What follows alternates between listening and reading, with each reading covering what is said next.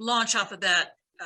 One of the things that I have seen around the issue of learning, and that is, I've seen resilient individuals, they're in the high distress, stress, high demand situations. And all of us know things don't always go well.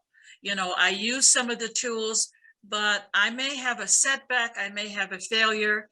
The difference that I see in resilient people is that they invested in learning. So it doesn't stop them. They don't say, well, I'll never move past that. They say, what did I learn? What do I do differently? And they keep going.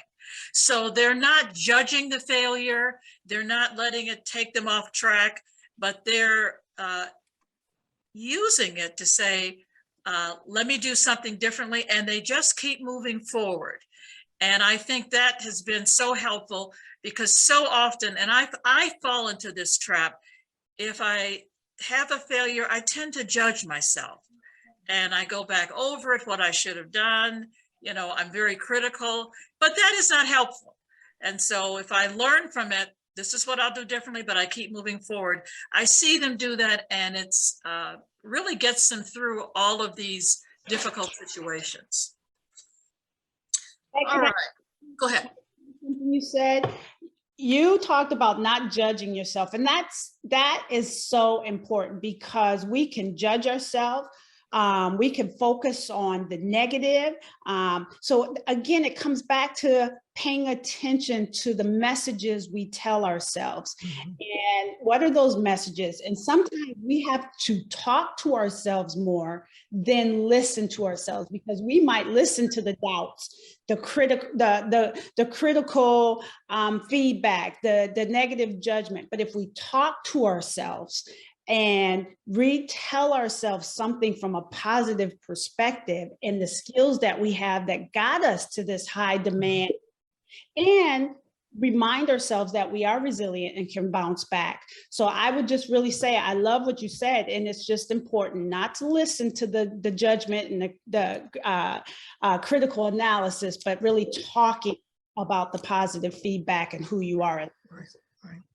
Okay. And I think also the thing is that who we surround ourselves with has a lot to do with the processes we go through to re-energize ourselves.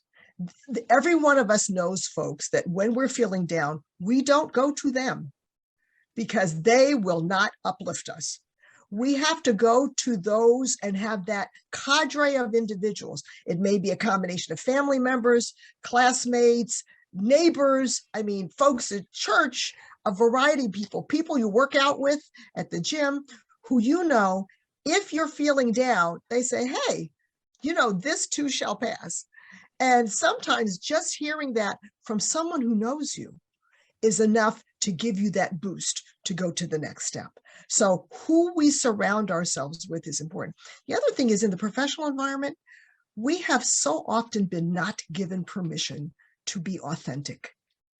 We are given a framework of how we are supposed to behave. And so that framework is based on the assumption that no one else has any weaknesses.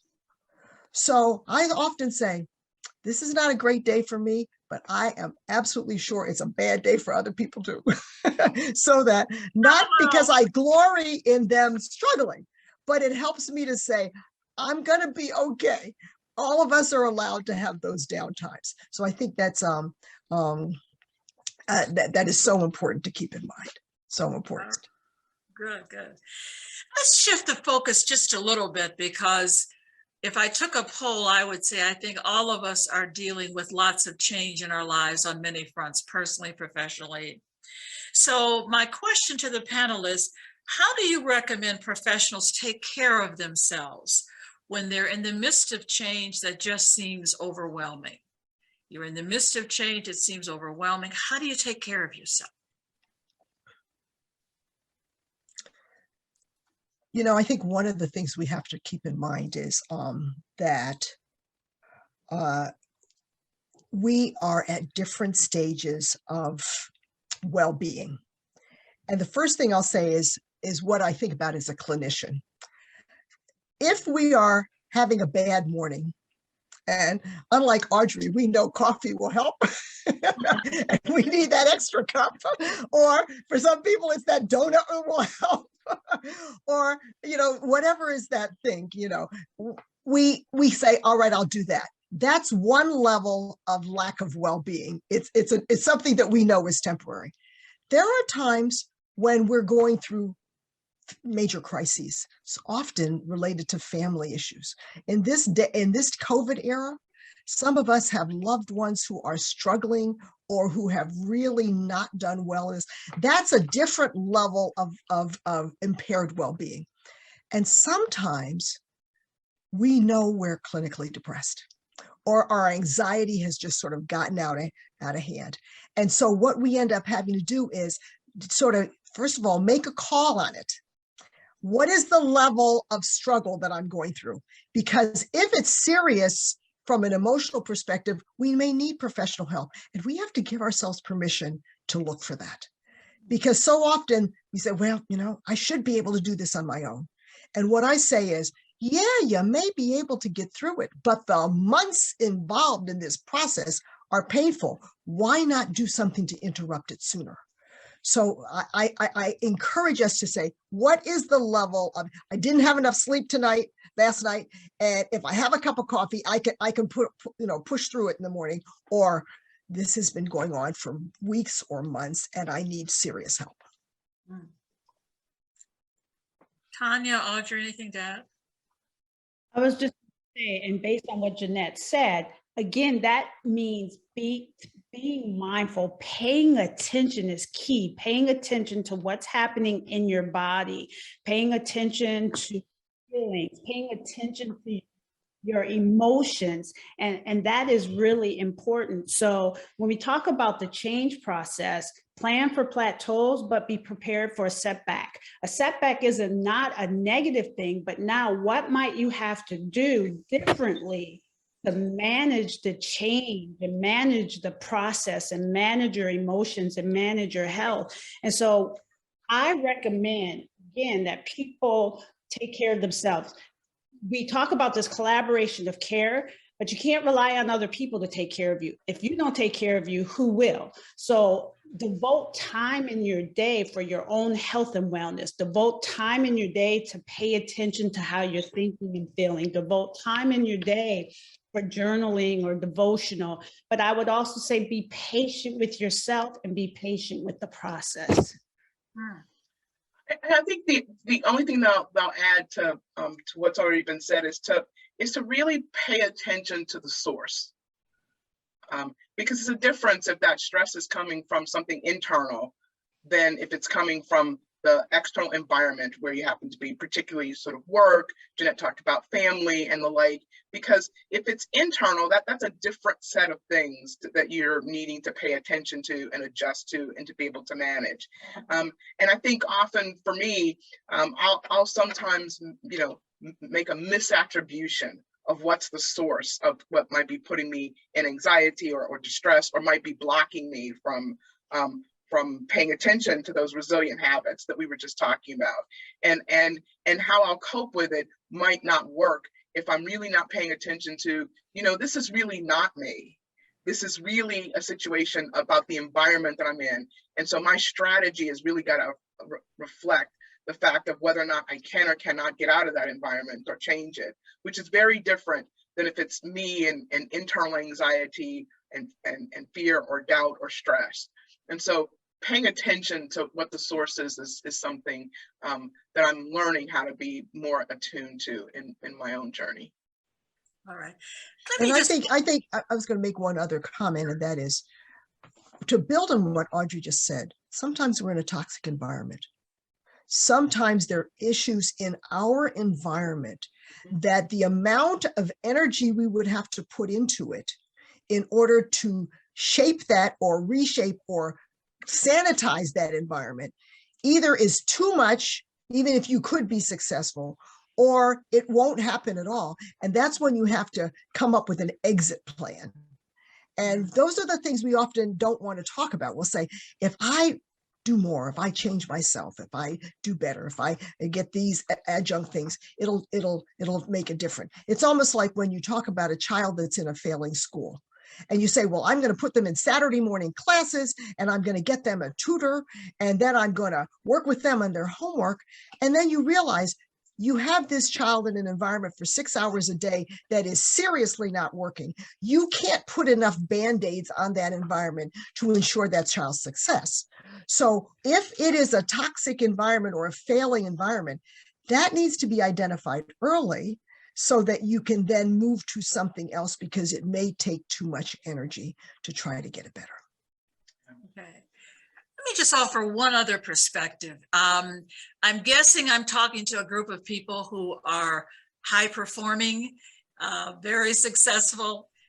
And of course we work. That would be Jeanette and Tanya. That's true. That's. We have two, at least two, but I'm looking at the people that are also on the call, and I think that's probably our population. So here's one thing that I have seen, and that is, and I encourage people, sometimes we cannot manage the amount of change that comes at us, but sometimes we can. And so my advice is just be careful how much change you're introducing into your life at once.